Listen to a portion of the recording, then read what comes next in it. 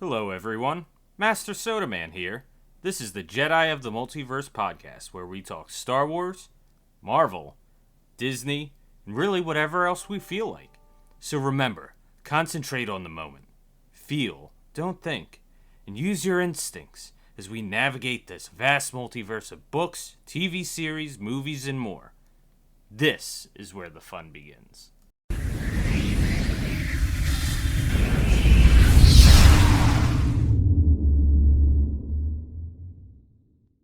For those of you who don't know me, I am the Sodaman. I'm a streamer over on Twitch for about 2 years, but a big and long time Star Wars, Marvel, and Disney fan, like my whole life. So recently, I've had this urge, this drive to really start talking more about these fandoms that I've spent my whole life loving and following and being a part of. Which brings us to right here and right now. The start of the Jedi of the Multiverse Podcast, episode 1. I can't believe that we're finally here. It's finally happening. It's real. It's something tangible. It's crazy. With a lot of help from my friends, fellow streamers, podcasters, Star Wars lovers, we're finally here.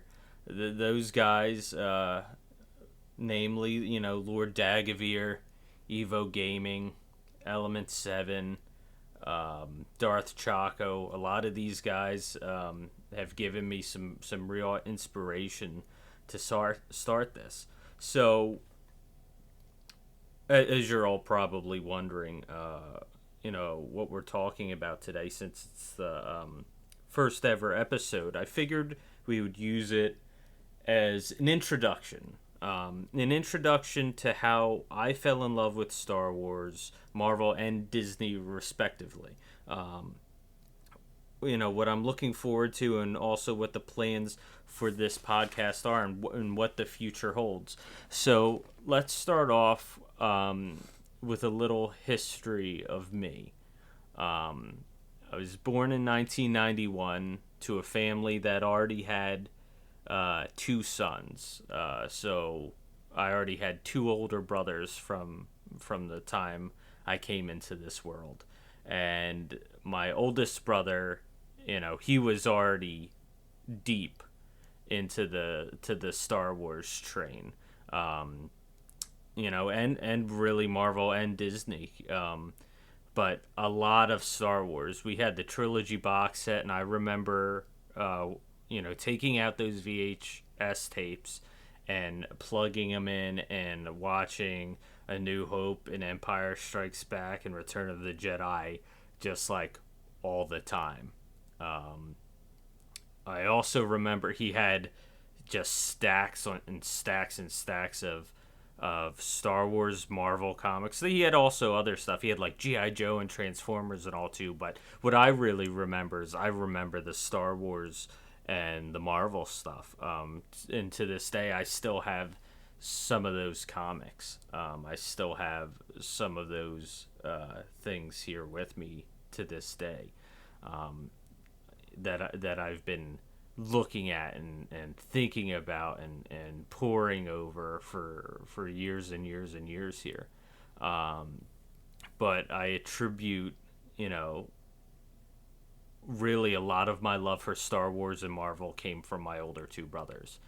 Now, Disney came from my father.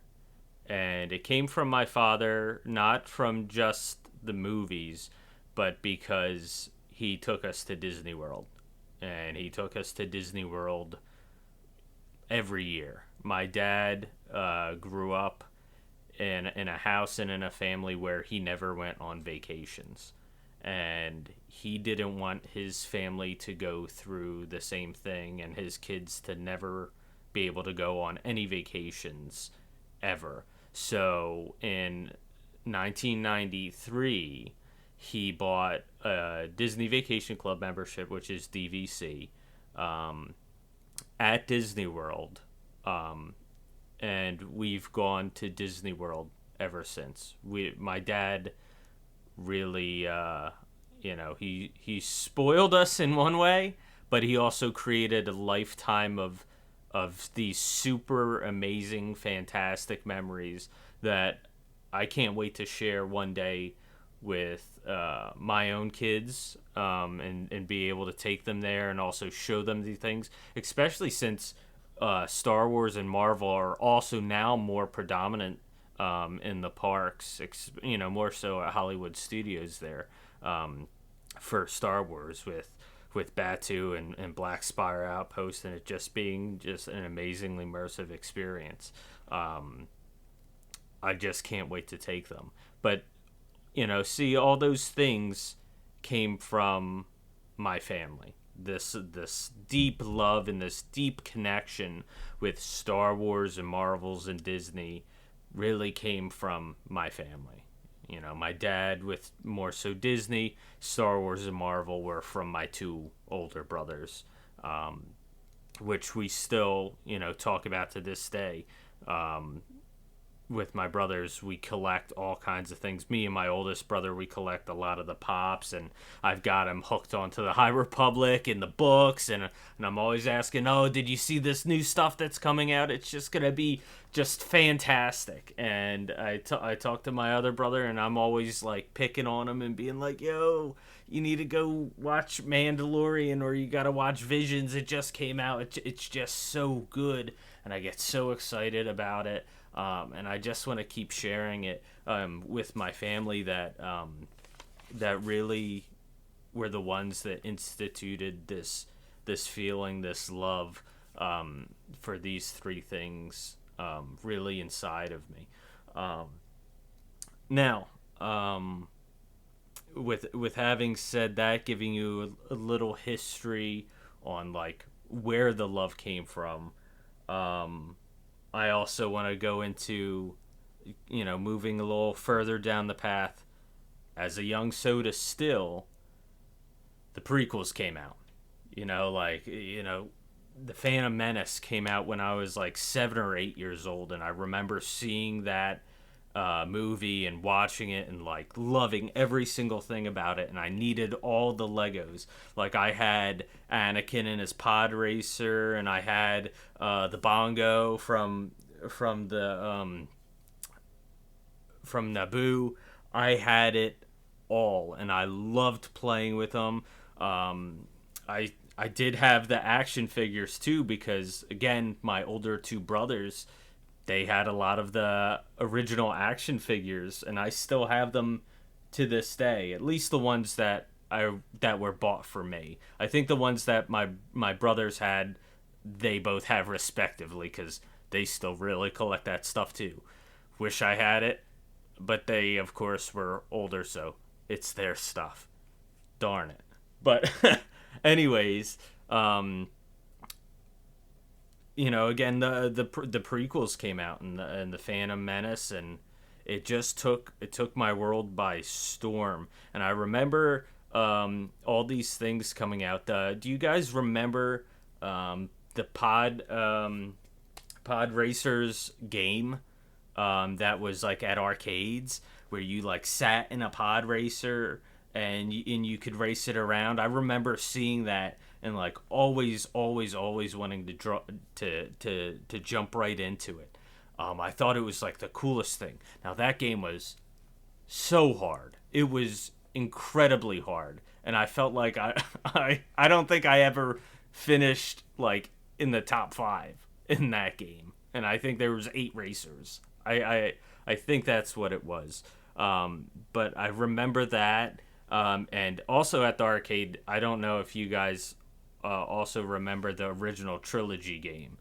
I remember that and doing like the Death Star run, and oh my god, it's just good times and memories thinking like that far back. And I know that there's still some shops and arcades and stuff that have that thing, but I wish I could have that here so I could just play that thing all the time. It's just like a shot of nostalgia, like right into the veins, man. It just gets you like fired up, man. It just it's just so good to think about. like back in the day and what we had and to where we are now. I mean, there are a lot of video games, coming out now and still, Fallen Order and all these new games that are going to be coming into the mix. And the thought of this open world one, I mean, it just really gets me. I'm so super excited to see what the future holds for Star Wars video games. If this open world game comes out, I'm gonna play it all the time. Just like when Coder came out, I just wanted to go over my buddy's house who had an Xbox, because I didn't. That's one of the first consoles that I really didn't have. I had PS1, I had PS2, and before that I had Nintendo 64, I had Game Boy Color, I had all of those. But I didn't ever actually have the first Xbox. I had to go over to my buddy's house who had Xbox to play anything from it.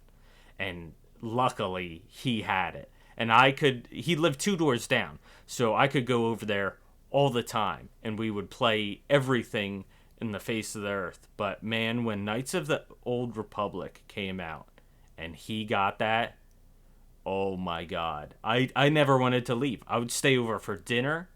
I would eat lunch over there. They would say, "Are you coming home?" I would say, "No, I need to play this game. I'm having so much fun over here. We don't have this at home. I don't want to come back. I just want to play this game." And that's what I did. I would stay over my buddy's house, and we would stay up all night. And we would have to try to be super, super quiet while we played Knights of the Old Republic to make it through the story. And man, it was just an experience unlike anything else. So this probably leads me up to, when did Knights of the Old Republic came out? In 2003? So I was I don't know, 10 or 11 years old. Wow. I just remember playing all these games, and Rogue Squadron for Nintendo 64, that was even earlier, and that was just my jam. I could play that game for hours and hours, and luckily, since it was on Nintendo 64, we had one, so I didn't have to go anywhere to play that game. I just stayed home, and I would play all day on the Mos Eisley level, just shooting down everything, shooting Jawas. Shh. I didn't shoot any. No Jawas were harmed in the filming of this podcast, but they were definitely harmed when I was a little Rogue Squadron player for Nintendo 64. I'm sorry. I hurt those little Jawas, but it was fun. I can't lie. We loved playing that game. You could just spend hours, and it's not like today when you have these biomes that you can watch on Disney Plus, which are just fantastic. So that was my way of living in the world of Star Wars, was through playing these video games, was through playing Knights of the Old Republic and Rogue Squadron, and just and going to the arcade and playing the pod racing game and the Star Wars trilogy game. Those were my ways of actually living in this world of this fantasy where there's Jedi and Sith and lightsabers and this force that runs through everybody and everything, and it attaches everybody together. That was my way of living in the world. And now with with Batuu and Galaxy's Edge over in Disney now, it's even more immersive, and it makes you want to stay there even more. Which now I think we'll move over to really what got me into Marvel. And Marvel was really from the comics, because there was Spider-Man and stuff that Sony made back in the day, and of course I had those games, PS1, PS2, Spider-Man, swinging around the city. It was amazing. I remember that as a kid and thinking that's fantastic. But Marvel, for me, since there wasn't like real movies out, yeah, there was cartoons, but it was really through the comics, which again were through my brother. It wasn't until like the MCU started coming out that really reignited my passion for them too, and especially more so for Iron Man, because I remember as a kid looking at the comics that we had and reading through the Iron Man comics and being like, this guy is just really super smart, and he doesn't really have really superpowers, but he makes his way, and he makes his way through this suit that he develops. And he became my just all-time favorite character. We had, and I still have the comic, is called the Iron Manual. And in this Iron Manual, it actually has all of the kind of blueprints of like how he made like the arc reactor and his suit and everything. And I remember looking at that and just going like, oh my God, just how amazing it could be to design something like that, and to be able to get into it and fly around and save people and do all this stuff. I just thought it was so fantastic. So with the MCU coming out and them like reigniting, like Iron Man and Captain America, and then Thor and Black Panther, you bring all these guys into the fold here, and then you got Hawkeye and Black Widow and Shuri. I mean, everything just keeps rolling and rolling in this new MCU. It just grabs you, by the heartstrings, especially since my favorite character died. And if you guys don't know that he died and that's a spoiler, then where have you been for years? Because when did Endgame come out? Maybe 3 years ago? Don't tell me it's a spoiler. You should know by now. You should know that Tony put his life on the line, and he sat over the grenade and took the grenade for the team. And it's just fantastic. But yes, my going back, I know I go on tangents. It's just the way my mind works. So apologies. I'll probably be able to zone in a little bit more as we get, further down the line in these podcasts. But since today we're talking about, what really got us in and what really got me into everything, is all attributed to these things that were before me, and these things that have been happening over the years that have just been refilling that passion for these projects for Star Wars, Marvel, and Disney.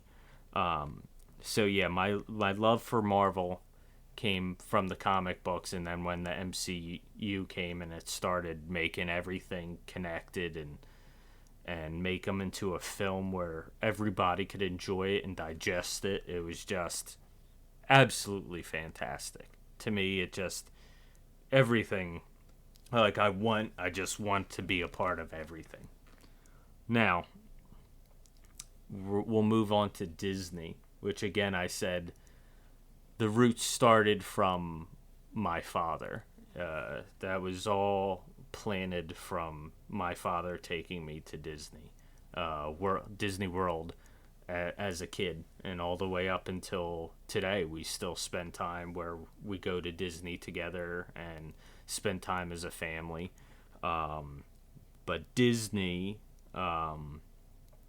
it holds a super special place in my heart because of that, because those family moments, those family memories that were made. Now, I know a ton about Disney parks, and I know it because of all the times I've been there. We've gone every year since I was a baby, so since I was born in 1991 to today. And there was only 1 year we didn't go, and there was multiple years where I've been able to go 2 or 3 times in a year. So the count of me going to Disney is up in the 40s. I've been to Disney about 40 something times. And in those times, I've got to know how the parks operate. I got to know how Disney works, what Disney is about, and how it makes me feel.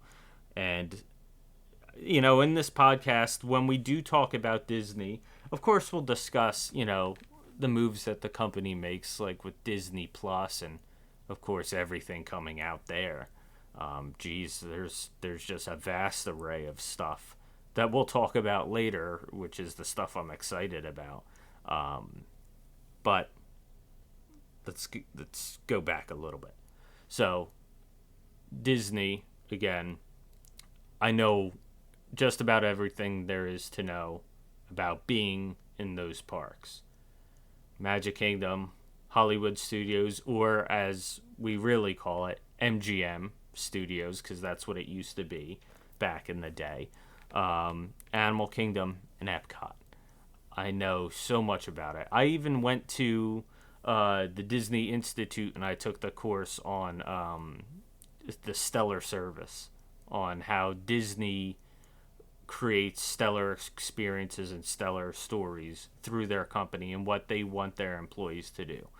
So I have a big knowledge when it comes to Disney parks, more so Walt Disney World than Disneyland. Sadly, I haven't been to Disneyland. I know a lot of the history, but I haven't been lucky enough to get over there yet. Now, that might change in the next couple years because my fiance's brother lives in California, so it might be easier for me to get over there now and then be able to share some experience and learn some of Disneyland too. But for now, it's mostly Walt Disney World. And absolutely, if you have any questions, if you have any thoughts, or you want to discuss anything that has to do with Walt Disney World, hell, even if it comes to Marvel or Star Wars, feel free to hit me up on Twitter at the Sodaman OG on Twitter. You can message me, you can tweet at me, we can become friends, and we can DM about it. If you have any questions, I'm always free and open. I would love to discuss it. And also, if you want to talk about the podcast stuff, or you want to ask questions that you want answered maybe on this podcast, you can send it to at Jedi Multiverse on Twitter. I have a handle for the podcast as well, so that's something worth looking into. So now, since we discussed a little bit of how I got into Star Wars, Marvel, and Disney, and the feelings about those things, let's talk. Actually, we do have 2 questions from Twitter that I do want to answer. So let me just pull them up real quick.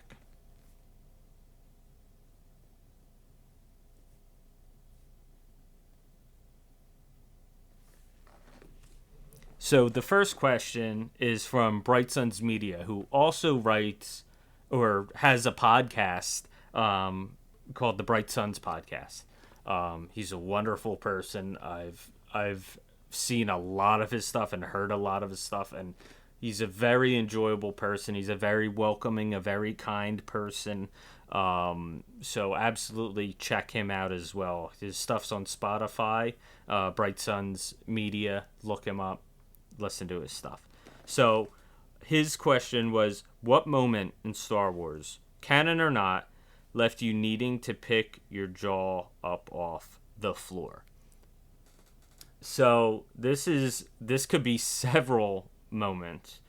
Now, one of them is, of course, in Revenge of the Sith, with the altercation between Obi-Wan and Anakin. When that started, I remember as a kid just going like, oh my god, it's about to happen. This is about to go down. This is going to be an insane thing, and I don't know what's going to happen. I don't know if Obi-Wan's going to die, if Anakin is going to die. I don't, as a kid, that's like, of course, what you think, even though you know that Anakin's gonna survive because he's Vader, but and Obi-Wan's gonna survive because he's Obi-Wan. But as a kid, you're like, they could die.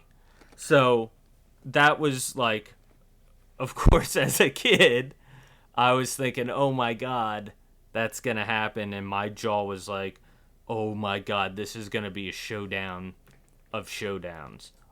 Also, Phantom Menace Episode 1, Qui-Gon's death. I cried. I absolutely and utterly cried. He was my favorite.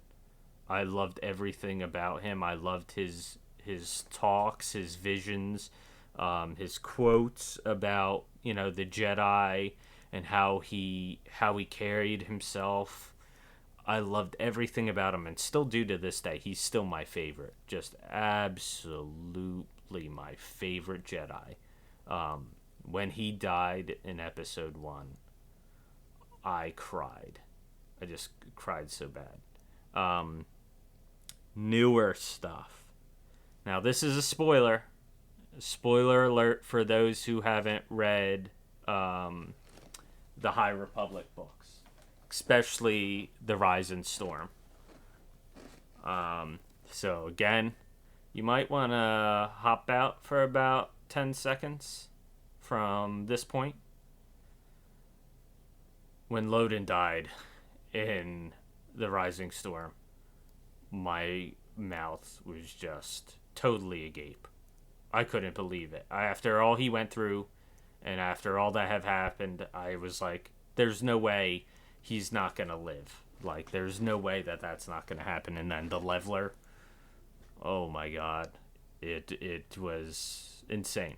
So your question turned into like a multi-part question because there's just been so many. And of course, you can't say that all of Visions didn't leave my jaw on the floor with what they created, with everything that they put together to make that happen. Now, of course, there's a few episodes that I don't love, but there are ones that really are just fantastically put together, like the Elder, the Duel, the Village Bride. Just, oh my god, the story, the Ninth Jedi, oh my god, just that could be a movie. Like, just thinking about that, those things could just be total movies. And so that's another thing. So I gave you a couple examples that were even back in the prequels to two examples that are more closer to what's going on today. But yeah, a little bit of a multi-pronged and multi-answer question for you there. So let's go to this other one that we have here.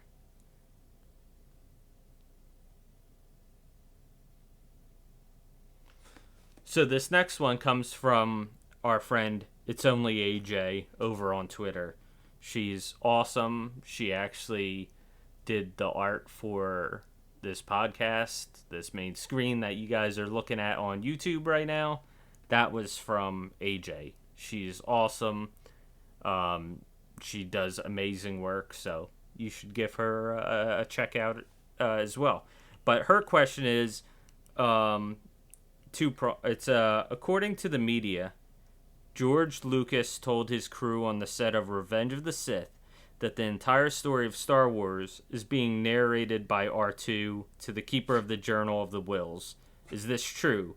It hasn't been confirmed from what I read, but I see people asking. And I think that this was first said in like 2016 or something, so quite a long time ago. I forget. I think he did it for an article or for something similar like that. In this article, they talked about it, and he said, hey, this story is being recounted by R2 from his memory banks, 100 years in the future.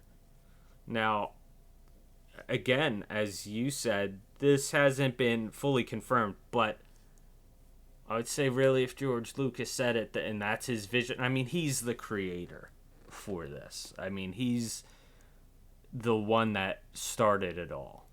It was his vision, it was his baby. And yeah, we have Dave Filoni and Jon Favreau and a bunch of others that have been creating a lot of new story on top of what his original vision was and a lot of the stuff that he laid down. But I would say, if George said it, then it's got to be true, whether it's confirmed or denied, because, but that's, if George said it, and that it's his baby, he can make it however it is, whether it hasn't been canonized in a book or it hasn't been canonized in TV or in a movie. I would say if that was his vision, then that's probably true to what it is, because also R2 didn't have his memory wiped by Bail Organa after Revenge of the Sith, if I remember correctly. I think C-3PO is the only, out of those two, he's had his mind wiped, a few times. But I think R2's memory banks have stayed intact throughout the course of episode 1 through episode 9 now that we have. So I would say I believe in the theory that Star Wars could be narrated by R2 to the Keeper of the Journal of the Wills, and I think that would be awesome. I would love to see a scene of that, like leading into a new age, that I think that would be cool. So because it's cool, because George Lucas said it, I'm gonna go and say I agree. That's probably it. Now, since we've talked a bit about where I came from, what my feelings are from Star Wars, where everything came from, we're gonna talk a little bit about what I'm excited for as it pertains to Star Wars, more so than anything, because the projects that are coming out for Star Wars are insane.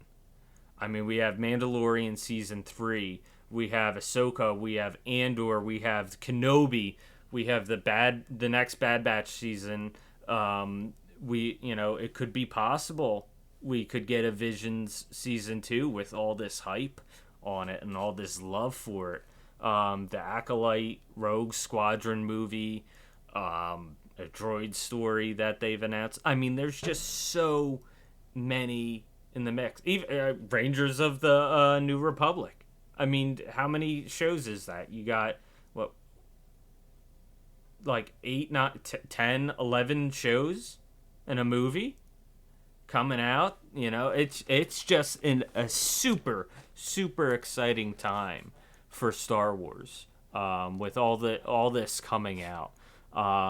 So of course, with everything coming out, we're probably gonna do more stuff on YouTube as well, where this will also be up. So this is gonna go on YouTube, and this is also gonna go up on Spotify, and I'm gonna try to figure out how to put it on some other podcast sites so it's more accessible. But those will be the main two, is Spotify and YouTube. But we're going to be discussing a little bit of everything. We're going to be reacting to a little bit of everything, from Star Wars, Marvel, Disney. I would say, just because of the sheer amount of content, though, we will probably be mainly focused on Star Wars. And we'll throw in our Marvel and our Disney feelings in as well. But just because of the sheer amount of stuff that will be coming out, and to build it into a focus standpoint, we're going to talk a lot about Star Wars and a lot about these projects that are coming out and all these things that could be coming out in the future that will just be just blow our socks off, So again, the feeling for this channel is to be able to discuss all this freely amongst ourselves. Star Wars, Marvel, Disney. We're going to talk about it. And the way I feel about Star Wars, especially since the Star Wars community can be super, super toxic. The thing I want to stress is that no matter what you like about Star Wars, no matter what piece it is, no matter if you like a little bit or a lot of it, there's a place here for you. I'm not one of those people that are going to tell you you're right or wrong in your feelings about what you feel about Star Wars, because Star Wars is for everybody. Star Wars is for every person from 1 to 100 to 200 to 300, however old you last, and even for new generations. So Star Wars is for everyone. And if you like only a little bit, or you're just getting into it, or you're big time into it and you love Legends, or you only love canon, it doesn't matter. There's a place here for you on this channel, in this podcast, talking to your good old friend, Master Sodaman. We will talk about it all together. You're most welcome to be here. I am very thankful that you're here. With the start of this podcast, I want to thank every single person who is here for me to help make this a reality. For everybody here that is listening to it right now on whatever platform you are, whether you're Spotify or YouTube, where you just happened upon this podcast because you were looking at some other content. I appreciate you guys stopping by, spending time with me, and being here. There's a lot going to be coming out. I hope to be posting these every Saturday. I'm going to try to put up an episode every Saturday for the foreseeable future. So I'm very excited. We can say, hey, we made it through our first episode together. Jedi the Multiverse, Episode 1. Again, thank you all for coming by, for exploring your feelings and your thoughts with me, for diving down this path with me of this first episode. I appreciate you all. Thank you so much for listening, and may the Force be with you.